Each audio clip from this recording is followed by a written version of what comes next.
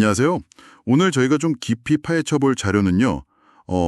14개 선진국의 주택 가격 데이터인데요. 이게 기간이 무려 1870년부터 2012년까지 140년이 넘습니다. 네, 정말 방대한 데이터죠. 이걸 통해서 아주 장기적인 흐름을 볼 수 있다는 게 중요합니다. 그렇죠? 근데 이 긴 데이터를 보니까 정말 놀라운 패턴이 하나 보이더라고요. 거의 한 세기 동안, 그러니까 19세기 후반부터 20세기 한 중반까지는 실질 주택 가격이 정말 안정적이었다는 거예요. 맞습니다. 물가 상승률을 제외하고 보면 거의 오르지 않았어요. 약 80년 동안이나요? 경제도 성장하고 인구도 늘었는데 말이죠. 좀 이상하죠. 네, 그게 참 신기한 부분인데, 근데 2차 세계대전 끝나고 특히 한 1950년대부터는 상황이 완전히 달라져요. 네, 그때부터 가격이 갑자기 치솟기 시작합니다. 그래프를 보면 진짜 무슨 하키스틱 꺾이듯이 확 올라가더라고요. 전쟁 전에는 연평균 실질 상승률이 거의 제로, 0%에 가까웠는데 전쟁 후에는 연평균 2% 넘게 뛴 거죠. 네, 14개국 평균치가 그렇습니다. 물론 나라마다 편차는 좀 있지만요. 예를 들어 호주나 벨기에는 연 2% 올랐는데 독일 같은 경우는 0.4% 정도 상승에 그치기도 했고요. 그래도 전반적인 추세는 급등이네요. 대체 왜 그런 걸까요? 전쟁 이후에 무슨 일이 있었길래? 바로 그게 이 연구가 파헤치려는 핵심 질문입니다. 흔히 생각하기로는 집이 더 좋아져서 그런 거 아니냐 할 수 있잖아요. 네, 수도도 들어오고 전기시설도 좋아지고 그런 품질 개선. 네, 근데 연구 결과를 보면 그게 주된 이유가 아니라는 거예요. 주택 가격을 크게 두 가지, 그러니까 건물 자체의 가치, 즉 건축 비용이랑 그 건물이 서 있는 땅의 가치, 땅값으로 나눠서 분석을 했거든요. 아, 그렇게 분해를 해봤군요. 네, 그랬더니 1950년 이후 주택 가격 상승분의 거의 80%가요. 이게 건물 가치 상승이 아니라 순전히 땅값 상승 때문이었다는 결과가 나왔습니다. 잠깐만요. 80%요? 그렇게 높다고요? 그럼 건축 비용 상승은 거의 영향이 없었다는 건가요? 이건 정말 의외인데요. 그렇죠. 건축 기술도 발전하고 했을 텐데 그 비용 상승분은 땅값 폭등세에 비하면 정말 미미했다는 겁니다. 상대적으로 아주 안정적이었어요. 와, 그럼 진짜 문제는 땅이었네요? 아니, 근데 왜 갑자기 땅값이 그렇게 폭등했을까요? 과거 80년 동안은 괜찮았다면서요? 연구에서는 크게 두 가지 설명을 제시합니다. 첫 번째가 좀 흥미로운데요. 바로 교통혁명의 종말입니다. 교통혁명의 종말이요? 그게 땅값이랑 무슨 상관이죠? 19세기부터 20세기 초반까지는 철도망이 막 전국적으로 깔리고 운송기술이 발전하면서 운송비용이 엄청나게 떨어졌거든요. 네, 그렇죠. 기차 다니고 하면서요. 그러니까 예전에는 너무 멀어서 경제적으로 사용하기 어려웠던 외곽 지역의 땅들도 이제 도시와 연결되면서 쓸모있는 땅이 된 거죠.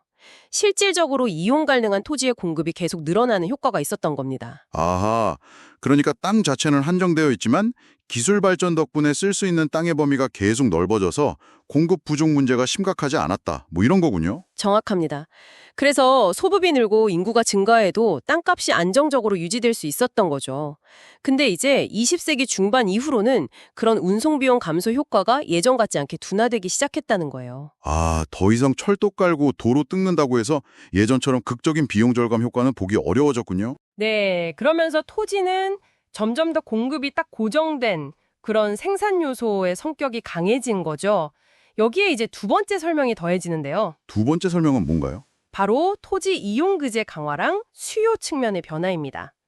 20세기 후반으로 가면서 대부분의 선진국에서 도시계획 같은 걸 하면서 용도 지역제, 그러니까 조닝 같은 규제들이 훨씬 강화됐거든요. 네, 그린벨트라든지 용적률 제한이라든지 그런 것들이요. 그렇죠. 그러니까 새로운 주택을 짓거나 땅의 용도를 바꾸기가 점점 더 어려워진 거죠. 땅 공급에 일종의 제약이 걸린 겁니다. 아, 공급은 막히는데 반대로 수요는 계속 늘었겠네요. 소득이 늘어나니까 더 좋은 집, 더 넓은 공간을 원하게 되잖아요. 맞습니다. 소득 증가와 함께 사람들이 주거 서비스에 지출하는 돈의 비중 자체도 늘어났고요.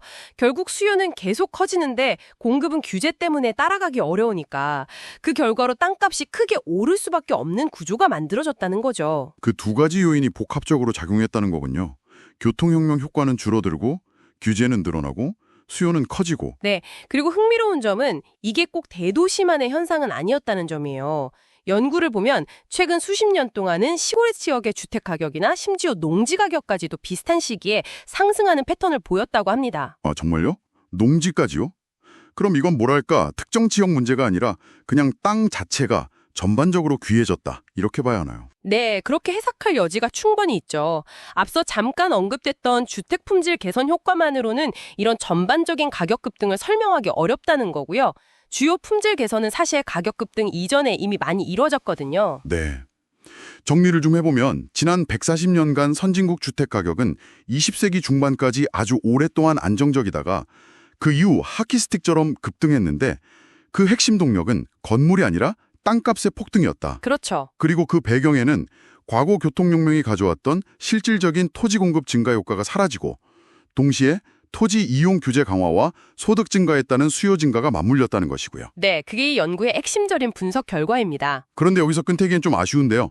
이 연구에서 자세히 다루진 않았지만 혹시 다른 요인들도 생각해 볼 수 있지 않을까요? 좋은 질문입니다. 예를 들어서 주택담보대출 같은 금융 시스템의 발달, 이런 건 어땠을까요?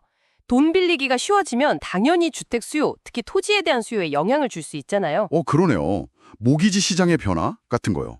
또 정부의 여러 가지 주택 정책 변화 같은 것도 있을 수 있겠고요. 맞습니다. 이런 금융이나 정책적 요인들이 오늘 살펴본 장기적인 땅값 상승 추세에 구체적으로 어떤 역할을 했는지, 또 얼마나 큰 영향을 미쳤는지 더 깊이 파고들어보는 것도 굉장히 흥미로운 주제가 될 것 같습니다.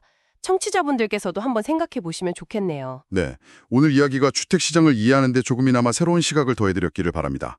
오늘 함께해 주셔서 감사합니다. 감사합니다.